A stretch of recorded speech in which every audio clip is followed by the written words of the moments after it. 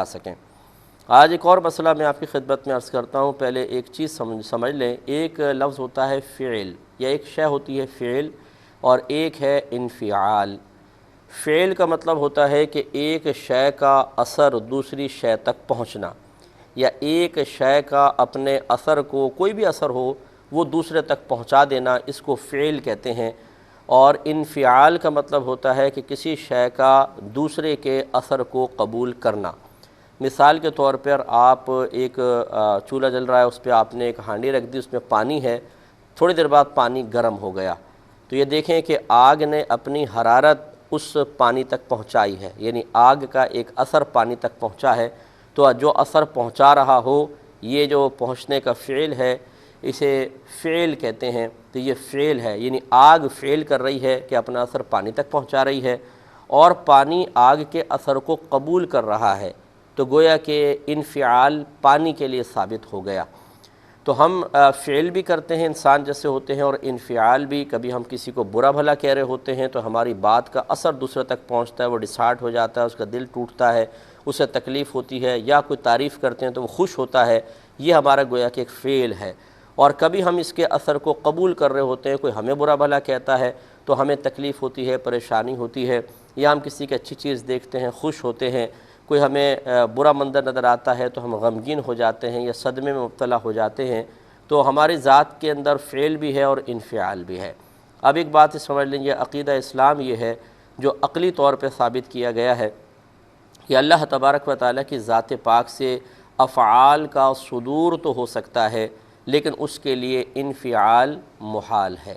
اللہ تبارک و تعالیٰ کسی شے کا اثر قبول نہیں کرتا ہے، کیونکہ اگر یہ تسلیم کر لیا جائے کہ اللہ تبارک و تعالیٰ مختلف چیزوں کے اثرات کو قبول کرتا ہے، تو پھر اس کے فیصلوں پر یہ اثرات ضرور اثر انداز ہوتے، کیونکہ جب آپ اتنا مان لیں گے کہ اللہ تعالیٰ کچھ اثر قبول کرتا ہے، تو پھر جو ہم اثر قبول کرتے ہیں وہ ہمیں کسی فعل پر ابھارتے بھی ہیں۔ مثال کے طور پر اگر کوئی فقیر آتا ہے، اس کا حلیہ بڑا عجیب و غریب سا ہے بیچارہ، اس کو دیکھ کر ہمیں رحم آ جاتا ہے، گویا کہ ایک اثر ہم قبول کرتے ہیں، تو پھر ہم ایک فعل کرتے ہیں کہ ہم کچھ نہ کچھ نکال کر اس کو دے دیتے ہیں، تو گویا کہ اس کا وہ اثر ہمیں مجبور کر دیتا ہے کہ ہم کچھ دیں۔ اور اللہ تبارک و تعالیٰ کی ذات پاک کسی بھی شے کے اثر کو قبول کرنے سے بھی پاک و صاف ہے، اور کسی چیز کا اثر اس پر غالب آ کر اسے کسی فعل پر مجبور نہیں کر سکتا، ورنہ یہ ماننا لازم آئے گا کہ اللہ تبارک و تعالیٰ کم از کم اس فعل کے ارتکاب میں اس اثر کا محتاج رہا، اور اللہ کی ذات بے نیاز ہے، وہ کسی کا محتاج نہیں ہوتا ہے۔ کالر ہمارے ساتھ ہیں۔ السلام علیکم۔ السلام علیکم۔ السلام علیکم مفتی صاحب۔ جی وعلیکم السلام۔ مفتی صاحب، میرا پہلا سوال یہ ہے کہ ایک شخص نے زید سے کسی تیسرے شخص کے بارے میں بات کرتے ہوئے کہا کہ تم اسے گمراہ کیوں سمجھتے ہو؟ زید نے کہا کہ کثیر علماء کرام اسے گمراہ کہتے ہیں، اور جب علماء کسی کو گمراہ کہیں تو نہ مجھے تحقیق کرنے کی ضرورت ہے کہ کیوں گمراہ کہہ رہے ہیں، نہ اپنی عقل لڑانے کی ضرورت ہے کہ آیا اس کی بات گمراہ کن ہے یا نہیں، بس جس کو علماء گمراہ کہہ دیں میں بھی اسے غلط ہی سمجھتا ہوں۔ زید کا ایسا کہنا کیسا ہے؟ ٹھیک ہے۔ اور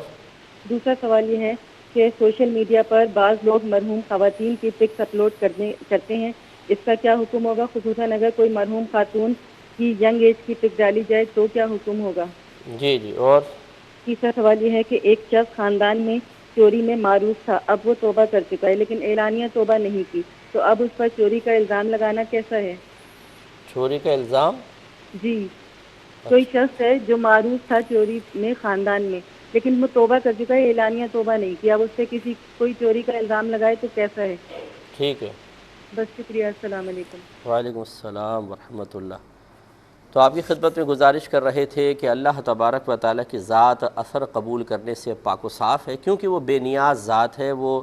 مطلب کسی شے کا اثر قبول نہیں کرتی، پوری کائنات اس کا اثر قبول کرے گی لیکن وہ کسی کا اثر قبول نہیں کرتا ہے، کیونکہ کسی کا اثر قبول کرنا یہ کمزوری کی علامت بھی ہوتا ہے کہ انسان یعنی کوئی شے اتنی اس پہ غالب آتی ہے یا اس کا فعل ایسا غالب آتا ہے کہ ہمیں کچھ نہ کچھ قبول کرنے پر مجبور کر دیتا ہے۔ تو ہم تو ناقص ہیں، اگر ہمارا بچہ رو رہا ہو ہمارا دل دکھ جاتا ہے، اگر کوئی قریبی عزیز مر جاتا ہے اس کے اثرات ہم پر آتے ہیں اور ہم صدمے سے دوچار ہو جاتے ہیں، چوری چکاری ہو جاتی ہے، دل ٹوٹ جاتا ہے، پریشان ہو جاتے ہیں، تو ہم چونکہ باطنی اعتبار سے کمزور ہیں تو اشیاء کے اثر کو قبول کرتے ہیں۔ اللہ تبارک و تعالیٰ کمزور نہیں ہے، کمزوری اس کا وصف کبھی نہیں ہو سکتا، لہٰذا وہ کسی شے کا اثر قبول نہیں کرتا ہے۔ وہ جو بھی فعل اس سے صادر ہوتا ہے وہ کسی کا اثر قبول کرنے کی وجہ سے نہیں ہوتا۔ اس کو میں اور آپ کو یوں سمجھا دیتا ہوں کہ اگر، اور کئی دلیلیں اس کی میں عرض کر دیتا ہوں کہ اگر اللہ تبارک و تعالیٰ اثر قبول فرماتا اور بہت سارے مطلب اس کے افعال اس اثر کے تابع ہوتے تو کائنات میں کچھ اور نظر آ رہا ہوتا۔ مثال کے طور پر میرے آقا صلی اللہ علیہ وسلم بلا مبالغہ اور بالاتفاق اللہ تبارک و تعالیٰ کے سب سے محبوب ترین نبی ہیں، محبوب ترین انسان ہیں اور محبوب ترین بندے ہیں، اور جس سے ہمیں محبت ہوتی ہے انسان اسے تکلیف نہیں دیکھ سکتا، اور اگر کوئی اس کو تکلیف پہنچاتا ہے تو اگر ہمیں قدرت حاصل ہوتی ہے تو ہم اس کی طرف سے فوری طور پر انتقام لیتے ہیں۔ لیکن آپ یہ دیکھیں گے کہ نبی کریم صلی اللہ علیہ وسلم 13 سال تک اپنی مکی زندگی میں اللہ تبارک و تعالیٰ کی طرف سے اور بظاہر وسیلہ کفار بنے، مسلسل آزمائش میں مبتلا رہے، جو یقیناً قیامت تک کے مسلمانوں کے لیے ایک اللہ تبارک و تعالیٰ نے ایک تعلیمی نظام گویا کہ قائم کر لیا تھا، ایک مثال اچھی قائم کر دی تھی تاکہ ہم پیارے آقا صلی اللہ علیہ وسلم کی حیات طیبہ کا مطالعہ کر کے حوصلہ حاصل کرتے رہیں، اور اس کو بنیاد بنا کر بہت سارے ایسے لوگ جو دین اسلام کی خدمت کا فریضہ سر انجام دے رہے ہیں وہ ہمت نہ ہاریں، استقامت سے کام کرتے رہیں۔ لیکن آپ دیکھیے طائف میں تشریف لے جاتے ہیں، پتھر مارے جا رہے ہیں، اگر اللہ تبارک و تعالیٰ چاہتا تو فوری طور پہ آسمان سے کوئی عذاب نازل کرتا، سارے کے سارے ہلاک ہو جاتے، لیکن ایسا نہیں ہوا۔ تو اس کا مطلب یہ ہوا کہ اللہ تبارک و تعالیٰ اگر اثرات قبول کرتا تو اثرات کے تابع ہو کر بہت سارے معاملات اس طرح کے ہو جاتے۔ پھر آپ یہ دیکھیے کبھی مطلب کرکٹ کا میچ ہوتا ہے، ایک مثال دے رہا ہوں، ایک فائنل کے اندر آپ کا ملک بھی پہنچ گیا اور ایک اور ملک پہنچ گیا جس سے اکثر پاکستان کا بہت زیادہ مقابلہ سینسیٹیو سمجھا جاتا ہے اور بہت ہی زیادہ جذباتیت اس میں نظر آتی ہے۔ ایک طرف